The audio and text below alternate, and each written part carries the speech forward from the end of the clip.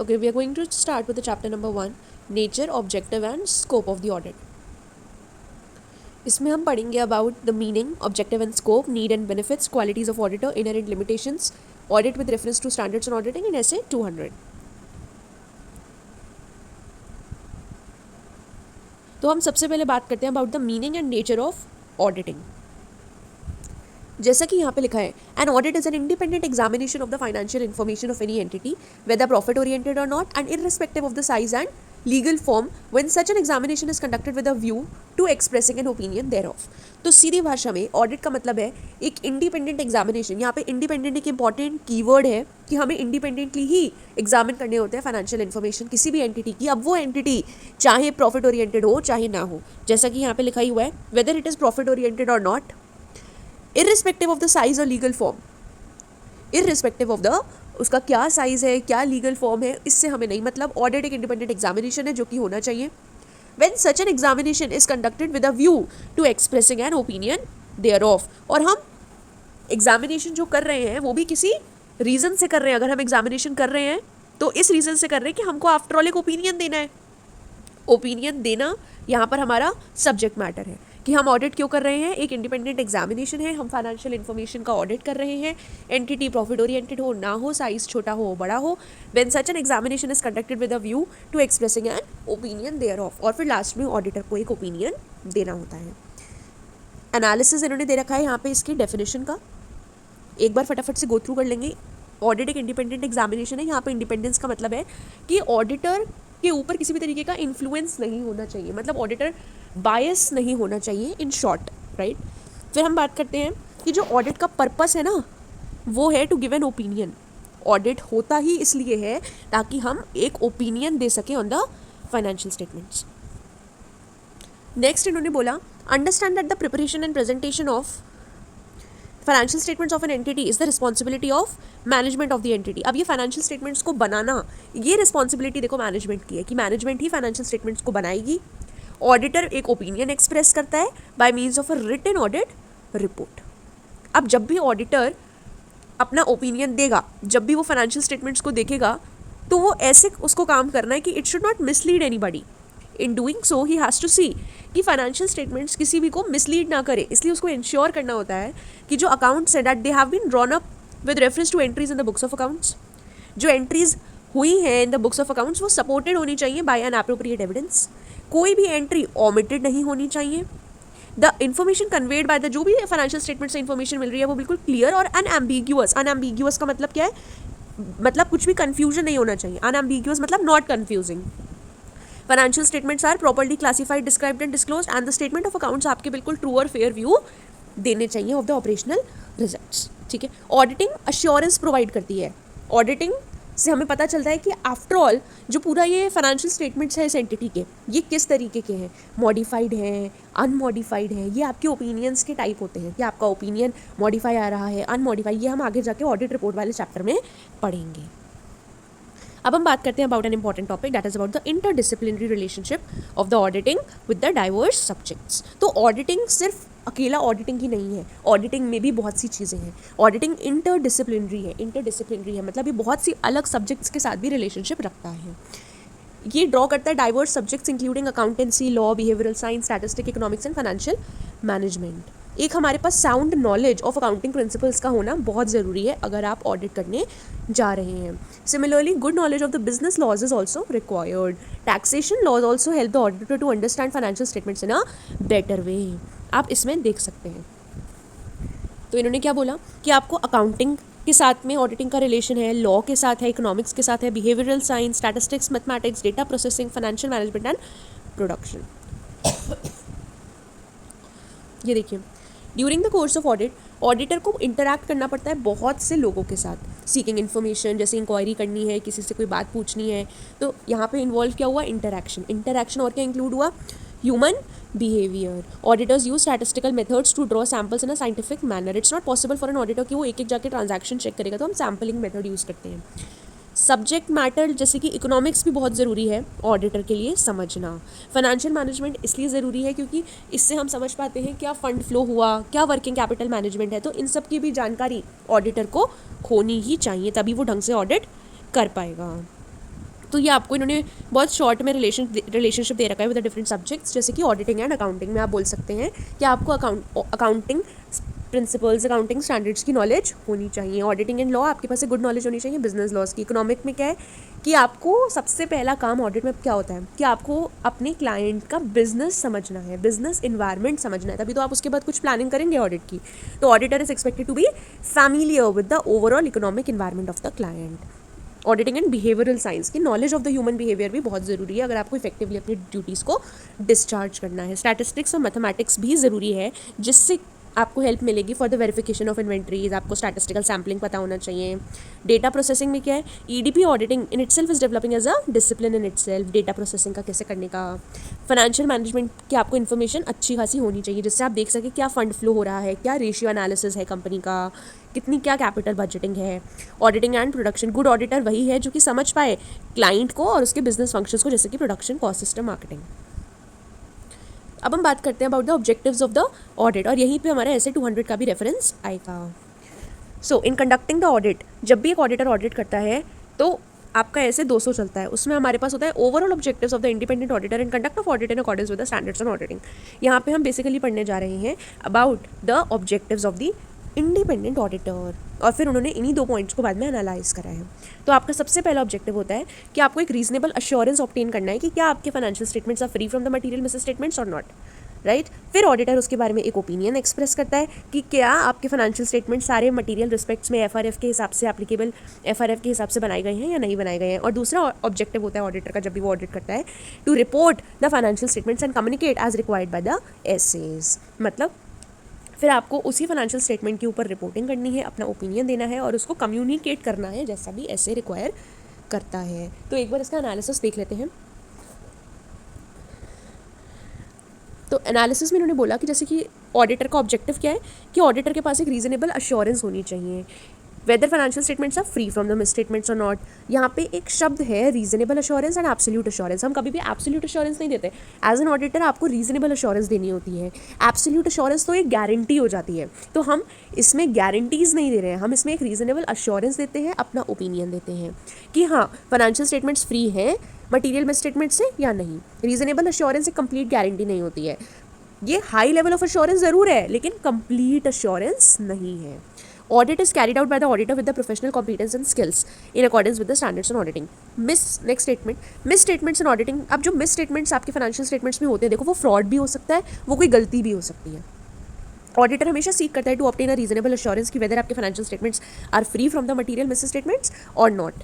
फिर इन्होंने नेक्स्ट बोला obtaining reasonable assurance that the financial statements are free from the material misstatements enables the auditor to express an opinion on whether the financial statements are prepared in the material aspects or not. And the last is opinion आपका जो होता है report होता है and communicate होता है in accordance with the audit findings through a written report as required by the standards on auditing.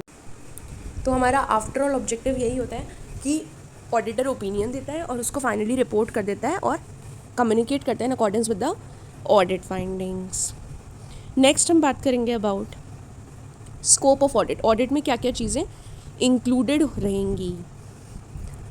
यहाँ पे scope refers to the range और reach of something. Purpose of audit is to enhance the degree of confidence of intended users. जो users हैं वो financial statements को एक confidence के साथ यूज़ करें कि इसमें जो है सब सही है। उस कॉन्फिडेंस को जनरेट करने के लिए ऑडिट किया जाता है। यूजर्स कौन हो सकते हैं, may be share holder, employee, customer, government, regulatory authority etcetera. Enhancing the degree of the confidence is achieved by the expression of the opinion by the auditor। क्या आपके फाइनेंशियल स्टेटमेंट्स एप्लीकेबल एफआरएफ के हिसाब से बने हैं या नहीं, उसके बेसिस में। अच्छा, ये एप्लीकेबल एफआरएफ यानी कि एप्लीकेबल फाइनेंशियल रिपोर्टिंग फ्रेमवर्क क्या होता है, ये है यहाँ पे, ये होता है a framework which is adopted in the preparation and presentation of financial statements that is acceptable in view of the nature of entity and objective of the financial statements which is required. For example, in case of the companies in India, financial reporting framework is provided under Schedule 3। अगर हम अपनी companies के बारे में बात करें तो FRF जो है ये प्रोवाइड किया गया है Schedule 3 के अंदर। अब आता है the following points are included in the scope of audit of the financial statements. अब हम बात करेंगे कि स्कोप में एक्चुअली क्या क्या पॉइंट्स इंक्लूडेड हैं। Coverage of all aspects of entity. तो ऑडिट ऑफ फाइनेंशियल स्टेटमेंट्स जो होता है it should be organised adequately to cover all the aspects of the entity relevant to the financial statements being audited. reliability and sufficiency of financial information. So auditor should be reasonably satisfied that the information contained in the underlying records and other source data, मतलब आपकी जो information है ना वो reliable होनी चाहिए, sufficient होनी चाहिए for the preparation of financial statements. Auditor makes a judgment of reliability and sufficiency of financial information by making a study and assessment of the system. Next इन्होंने बात करी about the proper disclosure of the financial information. जो भी आपकी financial information है उसका proper disclosure होना चाहिए. ऑडिटर को डिसाइड करना चाहिए कि क्या ये रेलिवेंट इन्फॉर्मेशन प्रॉपरली डिस्क्लोज्ड है फाइनेंशियल स्टेटमेंट्स में कि नहीं. He should also keep in mind the applicable statutory requirements. It is done by ensuring that the financial statements क्या प्रॉपरली समराइज कर रहे हैं ट्रांजैक्शंस और इवेंट्स को which are recorded and by considering the judgements. देखिए ये चीज़ ऊपर भी हमने पढ़ी थी कि मैनेजमेंट जो है वो रिस्पॉन्सिबल होता है for the preparation and presentation of the financial statements, makes many judgment in this process of preparing and presenting the financial statements. Auditor evaluate करता है selection and consistent application of accounting policies की क्या क्या policies जो management ने लगाई हैं उसको evaluate कौन करेगा? Auditor की क्या ये selection proper है या नहीं है, क्या ये consistently apply हो रहा है कि नहीं हो रहा है, ये सब कुछ देखने के लिए. ठीक है, नेक्स्ट हम आगे बढ़ेंगे. अब what it does not include पे auditor is not expected to perform duties. अब हम बात करें कि ऑडिटर के स्कोप में क्या क्या चीज़ें नहीं आएंगी. What it does not include, तो ऑडिटर की जो ड्यूटी है वो उसके डोमेन के बाहर नहीं है. Auditor is not expected to perform the duties which fall outside the domain of his competence. For example physical condition of the certain assets like that of sophisticated machinery can not be determined by him. अब जो physical condition है certain assets की like जैसे sophisticated machinery वो तो auditor नहीं बता सकता ना. It is not expected to from an auditor to determine the suitability and life of the civil structures like building. These require different skill sets चाहिए इस चीज़ के लिए और ये काम ऑडिटर का नहीं है. ऑडिटर एक्सपर्ट नहीं है in the authentication of documents. The genuineness of the document can not B authenticated by him because he is not an expert in the field. Audit कभी भी इन्वेस्टिगेशन नहीं है. This is a very important point. Not an official investigation into एलिज्ड wrong doing. Audit आपका investigation नहीं है. आपको investigation नहीं करना चाहकर आपको एज एन ऑडिटर एग्जामिन करना है और अपना ओपिनियन देना है. He does not have any specific and legal power of search और recording the documents on of witness on oath. Audit is distinct. Audit अलग है, इन्वेस्टिगेशन अलग है. Investigation is a critical examination of accounts with a special purpose. Objective of audit has already been discussed and उसका हमारा जो objective है वो हम ऑलरेडी पढ़ चुके हैं कि भाई ऑडिट का ऑब्जेक्टिव है कि आपको एक रीजनेबल अश्योरेंस चाहिए about whether the statements as a whole are free from material misstatements और no. Scope of audit is general and broad where scope of investigation is specific and narrow.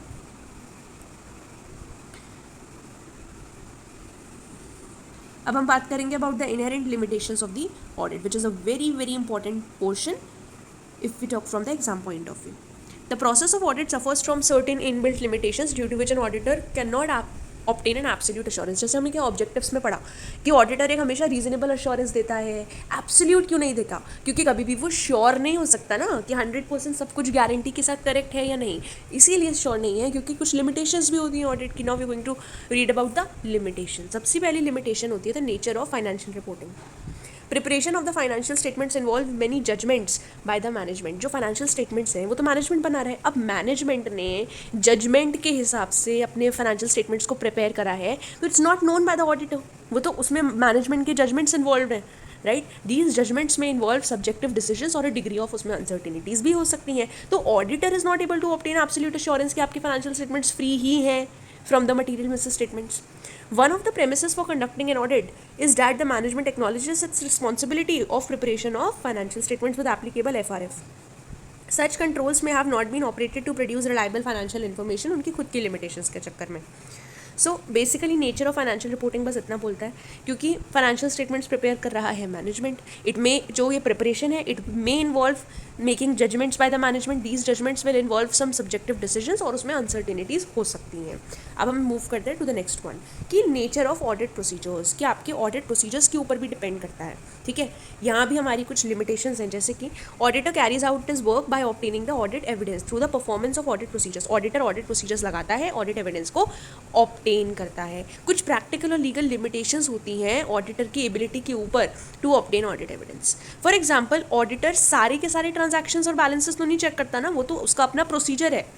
तो he forms his opinion only by testing the samples. अब सारे के सारे transactions को तो check करना is not possible, तो हम डिफरेंट अपने अपने प्रोसीजर्स लगाता है हर ऑडिटर. जैसे कि सैम्पलिंग बेसिस करा, तो सैम्पलिंग बेसिस के हिसाब से हम जो हमने सैम्पल्स इकट्ठे करे हम तो उसके बेसिस पे बताने वाले हैं कि क्या ओपिनियन होगा. तो ये एक प्रैक्टिकल लिमिटेशन है ऑडिटर की एबिलिटी के ऊपर to obtain the audit evidence. Management में ऐसा भी हो सकता है कि मैनेजमेंट ही हमें कंप्लीट इन्फॉर्मेशन ना दे as requested by the auditor. There is no way by which auditor force तो नहीं कर सकता मैनेजमेंट को to provide the complete information as requested by the auditor. तो यहाँ पे भी एक लिमिटेशन आ गई. In case he is not provided with the required information, तो he can only report. It is an example of legal limitation on the auditor's ability to obtain audit evidence. अब management भी तो हो सकता है ना dishonest हो, अनस्क्रपलेस people हो वहाँ पे, और क्या पता फ्रॉड में भी इन्वॉल्व हो. सो रियलिटी की अगर हम बात करें, जो आपके डॉक्यूमेंट्स हैं वो फेक भी हो सकते हैं और नॉन जेन्युइन भी हो सकते हैं. नेक्स्ट बात करते हैं not in the nature of investigation. Audit कोई इन्वेस्टिगेशन नहीं है. Audit is not an official investigation. Auditor cannot obtain absolute assurance that the statements are free from material misstatements. Next होता है timeliness of financial reporting and decrease in relevance of information over time. The relevance of information decreases over time and auditor cannot verify. अब auditor हर एक matter को तो verify नहीं कर सकता. जो रेलेवेंस है इन्फॉर्मेशन का वो भी डिक्रीज होता जाता है एज पर टाइम. सो एक बैलेंस आपको बनाना पड़ता है. A balance has to be struck between the reliability of information and the cost of obtaining it. आपकी इन्फॉर्मेशन कितनी रिलायबल है और उसको ऑब्टेन करने के लिए कितनी कॉस्ट जा रही है, तो इसका बैलेंस एक बनाना पड़ता है. So this is one of the limitation कि टाइमलीनेस होती है of the financial reporting and decrease in the relevance of information over time, right. Next हम बात करते हैं अबाउट द फ्यूचर इवेंट्स. अब फ्यूचर इवेंट्स और कंडीशंस में इफेक्ट एन एंटिटी एडवर्सली. अब देखो फ्यूचर इवेंट्स कुछ भी हो सकते हैं. एडवर्स इवेंट्स हो सकते हैं विच में seriously effect the ability of an entity कि वो बिजनेस ही ना कंटिन्यू कर पाए, बिजनेस खत्म ही हो जाए, right. So auditor can not provide a guarantee. अब ऑडिटर कोई गारंटी तो नहीं दे सकता ना कि आपके स्टेटमेंट्स फ्री ही रहेंगे, कुछ भी फ्यूचर इवेंट हो सकता है. सो इसलिए हमें गारंटी नहीं देते. हम कभी भी एब्सोल्यूट एश्योरेंस ना देके हम क्या देते हैं, एक रीजनेबल एश्योरेंस देते हैं. So inherent limitations of the audit, SA 200 की बात करते हैं दोबारा से. Overall objectives of the independent auditor and the conduct of audit in accordance with the standards on auditing. और जो हम ऑडिट कर रहे हैं वो कैसे कर रहे हैं, on the standards of auditing. The auditor is not expected to and can not reduce the audit risk to zero because there are inherent limitations. इसमें इन्होंने बोला ऑडिटर से ना ही हम ये उम्मीद कर रहे हैं और ना ही ऑडिटर ऐसा कर सकता है कि वो ऑडिट रिस्क को एकदम क्या कर दे, जीरो कर दे. Zero is not at all possible condition कि आप ऑडिट रिस्क को जीरो तक रिड्यूस कर दो. वो हो ही नहीं सकता क्योंकि बहुत सी इनहेरेंट लिमिटेशंस होती हैं ऑडिट की. द इनहेरेंट लिमिटेशंस अराइज होती हैं इन चीज़ों से जो अभी हमने ऊपर पढ़ा. ये जो हमने ऊपर पढ़ा ये बेसिकली फैक्टर्स होते हैं कि आपकी कहाँ से जो है लिमिटेशंस निकल सकती हैं. जैसे फाइनेंशियल रिपोर्टिंग में हमने क्या पढ़ा था कि मैनेजमेंट जजमेंट देता है, तो वहाँ से कोई ना कोई लिमिटेशन आ सकती है. ये एक तरीके का फैक्टर है. दूसरा हमने पढ़ा ऑडिट प्रोसीजर का नेचर कैसा हो सकता है. हम जैसे सैम्पलिंग बेसिस पे करते हैं, वो एक नेचर है ऑडिट प्रोसीजर का कि उस वजह से लिमिटेशन अराइज हो सकती है, राइट. फिर हमने पढ़ा अबाउट नॉट ऑडिट इन्वेस्टिगेशन नहीं है, right. Audit is not an official investigation. Next timeliness of financial reporting and lastly we read about the future events. तो फ्यूचर इवेंट्स तो एक फैक्टर है ना, कि फ्यूचर इवेंट्स तो एक फैक्टर है कि अगर कुछ भी फ्यूचर में एडवर्स इफेक्ट आया तो even we do not know कि आपका बिजनेस चलेगा भी कि नहीं चलेगा, तो इसलिए हम एब्सोल्यूट एश्योरेंस नहीं दे सकते. So this was all about the inherent limitations portion. अब हम पढ़ेंगे अबाउट कि इंगेजमेंट क्या है. पे मतलब है arrangement to do something in the context of auditing. It means एक फॉर्मल अग्रीमेंट होता है between the auditor and client under which auditor agrees to provide the auditing services. So basically ये कुछ नहीं, एक फॉर्मल अग्रीमेंट है between the auditor and the client जहाँ पे ऑडिटर अपनी सर्विसेज देता है. It takes the shape of engagement letter. External audit engagements. The purpose of external audit engagement is to enhance the degree of the confidence of intended users of financial statements. There are also reasonable assurance engagements. Benefits of audit कि हमें audit चाहिए ही क्यों. So audited accounts आपको high quality information देते हैं. It gives confidence to the users कि जिस information पे वो rely कर रहे हैं वो qualitative है and it is the outcome of an exercise carried out by the following auditing standards. In case of companies, shareholders may or may not be involved in the daily affairs of the company. Financial statements are prepared by management consisting of directors. As shareholders तो owners होते हैं company के, so they need an independent mechanism so that financial information आपकी qualitative और reliable होनी चाहिए. An audit is a moral check on employees from committing frauds for the fear of being discovered by the audit. उन्हें पता है अगर audit होगा तो पता चल जाएगा क्या फ्रॉड हुआ है और क्या नहीं हुआ है, तो ये एम्प्लॉयज़ के लिए भी एक चेक होता है. फिर आता है कि ऑडिटेड फाइनेंशियल स्टेटमेंट्स बहुत हेल्पफुल होते हैं to government authorities for determining tax liabilities. And audited financial statements rely किए जा सकते हैं by the lender, banker and making any credit decision. Audits अगर होगा तो फ्रॉड एरर सब डिटेक्ट हो जाएगा. ऑडिट रिव्यू करता है existence and operation of various controls operating an entity. So ये सब कुछ थे बेनिफिट्स ऑफ ऑडिटिंग. तो ये लिमिटेशंस वाला पोर्शन एंड ये बेनिफिट्स वाला पोर्शन इज इंपॉर्टेंट. अच्छा, ऑडिट मैंडेटरी है या वॉलेंट्री, इस बारे में भी बात करते हैं. इट्स नॉट नेसेसरी कि ऑडिट हमेशा मैंडेटरी ही होता है. कुछ ऐसी भी एंटिटीज़ होती हैं जहाँ पे तो देखो कंपल्सरीली आपको आपके अकाउंट्स को ऑडिट करवाना ही होता है under the statutory requirement of law. Even जो नॉन कॉर्पोरेट एंटिटीज़ होती हैं दे में भी compulsorily requiring audit of their accounts under the tax laws. ऐसा भी पॉसिबल है कुछ एंटिटीज़ जैसे कि स्कूल्स, इनको भी ऑडिट करवाना पड़े. ऑडिट हमेशा मैंडेटरी नहीं होता है. कुछ ऐसी भी एंटिटीज़ हैं जो वॉलंटरी बेसिस पे भी ऑडिट करवाती हैं, राइट. नेक्स्ट बात करते हैं ऑडिटर को अपॉइंट कौन करता है. जनरली तो ऑडिटर देखो अपॉइंट किया जाता है by the owners, right? Generally, auditor is appointed by the owners or in some cases by the constitutional or government authorities in accordance with applicable laws and regulations. अब जैसे अगर हम companies की बात करें तो ऑडिटर अपॉइंट किया जाता है बाय द मेंबर और share holder in the AGM. जब आपकी एनुअल जनरल मीटिंग होती है वहाँ पे मेंबर्स अपॉइंट करते हैं ऑडिटर को. अगर गवर्नमेंट कंपनी है तो controller and auditor general of India जो ये बॉडी है एक इंडिपेंडेंट कॉन्स्टिट्यूशनल अथॉरिटी है, ये अपॉइंट करती है जब भी आपकी गवर्नमेंट कंपनी होती है. To whom the report is submitted by an auditor. Auditor अच्छा ये रिपोर्ट सबमिट किसको करेगा.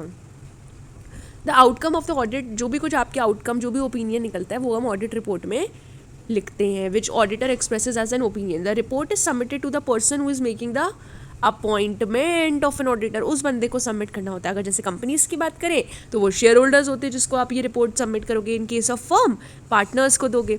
सो ये सब हमारा हमने अभी तक नेचर, स्कोप, लिमिटेशन, बेनिफिट्स और कुछ अदर मैटर्स को पढ़ा है.